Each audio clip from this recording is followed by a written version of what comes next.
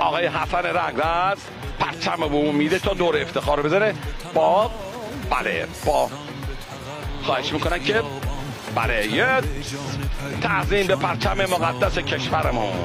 غلامرضا فرخی قبل از اینکه تعظیم بکنه او هم سلام نظامی میده، پا جفت میکنه به زعم نظامی های عزیزمون، سرداران نظامی که اونها هم سرباز نظام هستن و با حضور موثرشون مرزبانی میکنن از کیان این کشور و این مرز و بوم. پا جفت میکنه، سلام نظامی میده و بعد تعظیم میکنه غلامرضا فرخی.